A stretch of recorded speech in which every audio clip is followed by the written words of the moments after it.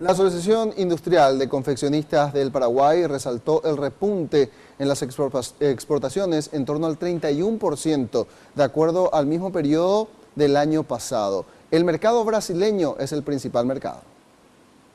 Actualmente la industria nacional de la confección genera más de 40.000 empleos de manera directa e indirecta. En lo que va del año, han vendido prendas por valor de 20 millones de dólares.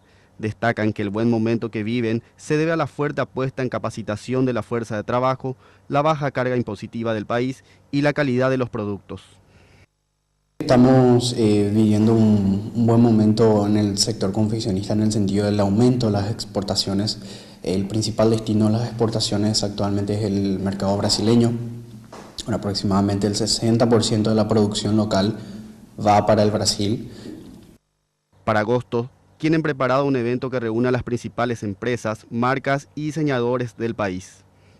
Invitarle a la ciudadanía en general a que vayan a conocer la Feria Nacional de la Moda. Es la segunda edición de este evento en el cual convocamos a marcas, proveedores, diseñadores de la industria textil y confeccionista del país. Será el 5 y 6 de agosto en el Hotel Dazzler. Va a ser abierto a todo público, van a poder ir con la familia, la entrada es gratuita. Señalan que existe un buen trabajo en conjunto con la SNPP para preparar a más personas que desean incursionar en el mundo de la confección.